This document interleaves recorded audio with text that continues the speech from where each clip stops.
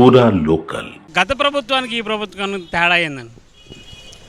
గత ప్రభుత్వం అంటే ఆయన ఒకటి ఏం చేసిండంటే 100 ఎకరాలకు ఏదో అంటారు కదా పైసలు ఇచ్చిండు.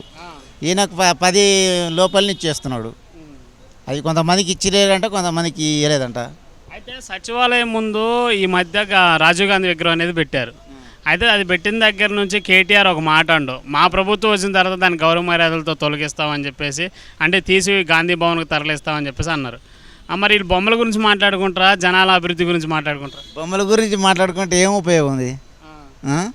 బొమ్మలు ఆయన ఇంతవరకు పరిపాలన చేసిండు కాబట్టి పెట్టుకోనిలే. కానీ ఇప్పుడు వీళ్ళ ప్రభుత్వం ఉంది కాబట్టి వాళ్ళ ప్రభుత్వం వచ్చినప్పుడు వాళ్ళు యానుభూతాన్ని పెట్టుకొని తెలంగాణ మన తల్లి అని బొమ్మ ఉంది కదా పెట్టుకొని మన ప్లేస్లు లేవో మస్తు ఉన్నాయి.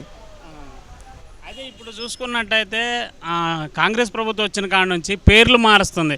టీఎస్ని టీజీ చేయడం పేర్లు మార్చడే కానీ ప్రజాపాలన అనేది చాలా వరకు పట్టించుకోవడం మానేసింది.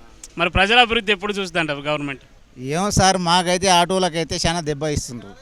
ఆటోలకు మస్తు 30 ఉన్నాయి. ఒక గంటకు ఒక బండి పోతలేదు.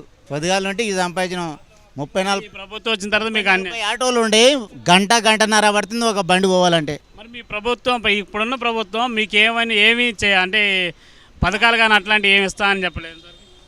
అది ఒకటి బస్సులది స్కీమ్ తీసింటే బాగుంటుంది సార్, అంతే. అంటే ఉచిత పథకం పెట్టడం వల్ల మీకు చాలా అన్యాయం అవుతుంది. ప్రభుత్వం ప్రజలను అసలు పట్టించుకుంటుందా, పట్టించుకోకుండా ఇష్టానుసారంగా ప్రవర్తించుకుంటూ వెళ్తుందా? ఇప్పుడు గరీబోడు ఇప్పుడు కబ్జాలు ఊలా కొడుతున్నారు కదా, గరీబోడు కూడా తీసుకొని కొంచెం ఎక్కువ ఉంటుందని తీసుకున్నారు. వాళ్ళకు ఇప్పుడు అన్యాయం జరిగినట్టే, వాళ్ళ గుడిసెలను కూడా వీకేస్తున్నారు. అది వాళ్ళు కూడా అన్యాయం జరిగినట్టే కదా. పక్క ఇల్లు కట్టేమని వాళ్ళను గరీబోనికి ఉన్నది కూల్చుకోవను, అంతే కదా సార్. అంటే ఈ బొమ్మలు పెట్టుకోవటం, పేర్లు మార్చుకోవడం పని మీద ఉంది కానీ ప్రజల గురించి ఏం ఉపయోగం లేదు సార్. ఆ బొమ్మలు తీసడం, ఆ బొమ్మలు పెట్టడం అది ఎవరికి ఉపయోగం ఉంటుంది సార్? అంటే ప్రస్తుతానికి అయితే ఇట్లా నడుస్తుంది. మరి రానున్న రోజుల్లో ఏమైనా పట్టించుకునే అవకాశాలు ఉన్నాయి, లేదంటే ఇట్లానే వదిలేస్తారు? ఏమో మరి తెలియదు సార్, వాళ్ళకే తెలియలే, అంతే. అంటే ఇప్పుడు 6 గ్యారెంటీలు అన్నారా, ఇంతవరకు అయితే అమలు 6 గ్యారెంటీలో 2500 మహిళలకు ఇస్తున్నాడు, అవి లేవు. అది చాలా ఇబ్బందులు ఉన్నాయి.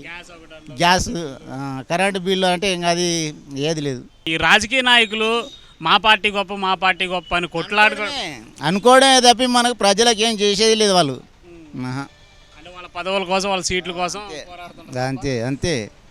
మరి నమ్మి ఓట్లేసిన జనాలు ఎట్లా అన్యాయం? 2 రాష్ట్రాలు ఇడగొట్టింది కూడా రాజకీయ నాయకులే. వాళ్ళు ప్రజలు మంచిగా ఉంటారు, మేము ప్రజలు కలిసిమెలిసి ఉన్నాం. వాళ్ళ సీట్ల కొరకు, వాళ్ళ సీఎంల కొరకు, వాళ్ళ ఎమ్మెల్యేల కొరకు వాళ్ళు కొట్లాడుకొని 2 భాగాలు చేసారు. కానీ మనం అంతా ఒకటే, ప్రజలం అందరూ ఒకటే. కానీ ఇక్కడ ప్రభుత్వ అధికారులు వాళ్ళు మేము సీఎం కావాలంటే మేము సీఎం కావాలని 2 రాష్ట్రాలు సెలగొట్టిండ్రు. దాంట్లో ఏం ఉపయోగం లేదు, వాళ్ళకు ఉపయోగం కానీ మనకేం లేదు ప్రజలకు. అంటే ప్రజల నోట్లో ఎప్పుడు మన్ను కొట్టుడే అంతే సార్. మరి ఇంకేముంది, నాకు ఇల్లే లేదు. మరి రానున్న రోజులు అభివృద్ధి ఏమైనా ఉంటుంది? ఊళ్ళో ఇల్లు లేదు, ఈడ హైదరాబాద్లో ఇల్లు లేదు, రెంట్కు బతున్నాం.